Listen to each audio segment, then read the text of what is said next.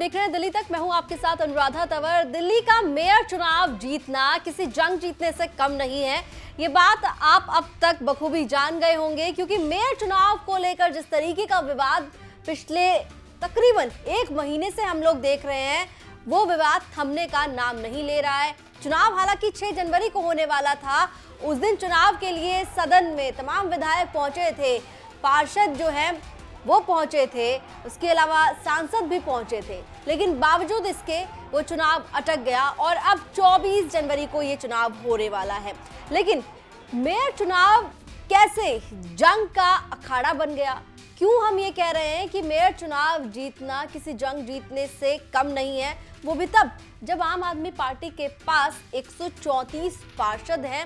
फिर इस चुनाव को लेकर इतना विवाद क्यों हुआ और कैसे हुआ? अगर बात हम कर रहे हैं इस विवाद की, तो आपको बताते हैं कि किस तरीके से मेयर चुनाव जो है दिल्ली का, वो लगातार सुर्खियों में रहा और विवादों में रहा। तो 4 दिसंबर को दिल्ली एमसीडी का चुनाव हुआ। 7 दिसंबर को परिणाम में आम आदमी पार्टी 134 सीट जीत गई।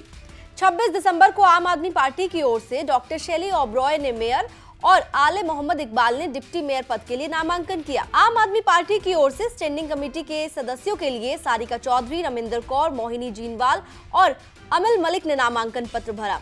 नामांकन के आखिरी दिन आम आदमी पार्टी की ओर से आशु ठाकुर ने मेयर और जलज कुमार ने डिप्टी मेयर पद के लिए नामांकन करके सबको चौंका दिया। फिर 27 दिसंबर को नामांकन के आखिरी दिन ही बीजेपी की ओर से रेखा गुप्ता ने मेयर और कमल बगड़ी ने डिप्टी मेयर के लिए नामांकन भर चुनाव में मुकाबले का ऐलान कर दिया। बीजेपी की ओर से स्टैंडिंग कमेटी के सदस्यों के लिए कमलजीत सहरावत, गजेंद्र दराल और पंकज लूथरा ने नामांकन भरा।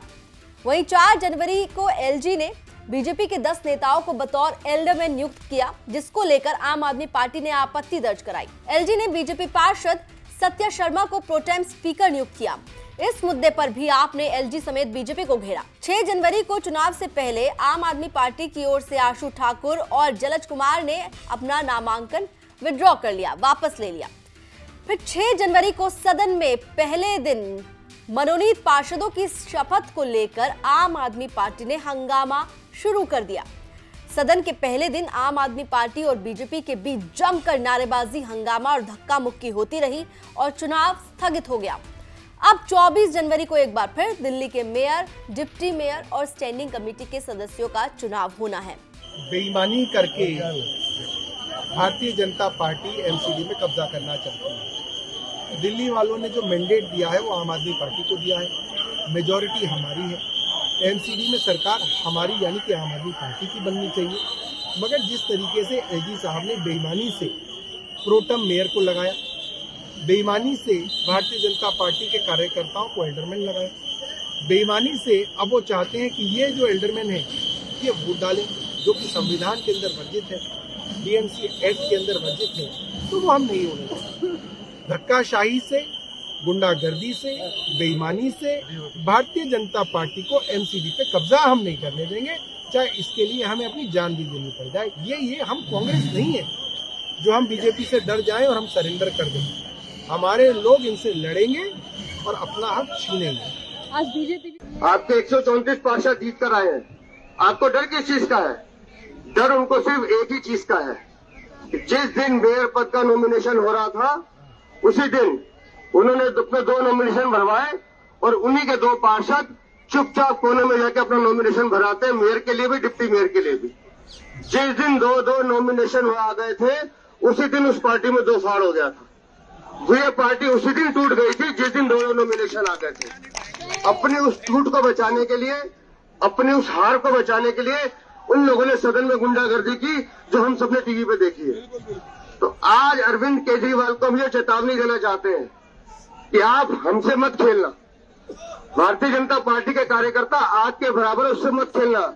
हम आपको कुछ नहीं कह रहे हैं, लेकिन अगर आप हमें छेड़ोगे तो हम उसका जवाब देना बेहतर तरीके से जानते हैं। हमें बेहतर पता है कि हमें क्या करना है।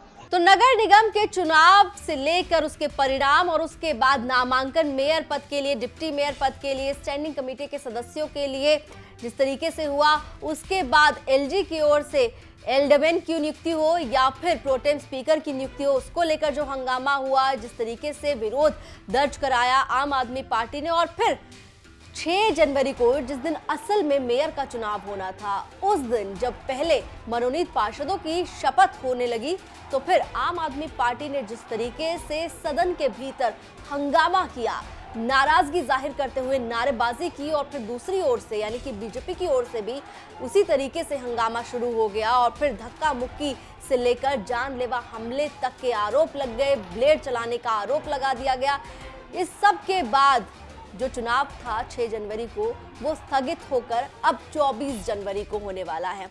लेकिन 24 जनवरी को चुनाव के दिन एक बार फिर से हंगामे की आशंका जताई जा रही है, लेकिन देखना होगा कि इस बार किस तरीके से इस हंगामे को शांत कराया जाएगा, और क्या 24 तारीख को दिल्ली को उसका मेयर, डिप्टी मेयर और स्टैंडिंग कमेटी के सदस्यों का चुनाव हो पाएगा। क्योंकि मेयर चुनाव लगातार सुर्खियों में है, और सुर्खियों में होने की जो पीछे वजह है वो यही है कि लगातार इस मुद्दे पर विवाद गहरा रहा है। बार बार आम आदमी पार्टी उपराज्यपाल पर आरोप लगा रही है कि उपराज्यपाल ने जिस तरीके से भारतीय जनता पार्टी के नेताओं को बतौर एल्डरमैन नियुक्त किया है, बीजेपी पार्षद को बतौर प्रोटेम स्पीकर नियुक्त किया है, ये गैर संवैधानिक है, और इसको लेकर बीते दिनों काफी हंगामा हुआ। लेकिन अब हंगामे के बाद आखिरकार 24 जनवरी को चुनाव का दिन आ गया है, और ऐसे में 24 जनवरी को सभी यही उम्मीद कर रहे हैं कि दिल्ली को उसका मेयर, डिप्टी मेयर और स्टैंडिंग कमेटी के जो सदस्य हैं उनका चुनाव होकर लोग अपनी जिम्मेदारियां लें, और फिर जो नगर निगम का काम है वो काम सुचारू रूप से शुरू हो जाए। नगर निगम चुनाव तो आपने देखा दिल्ली तक पर किस तरीके से हमने उस पूरे चुनाव को कवर किया, लेकिन मेयर चुनाव की हर अपडेट आपको दिल्ली तक पर मिलेगी, तो इसके लिए दिल्ली तक को देखते रहें।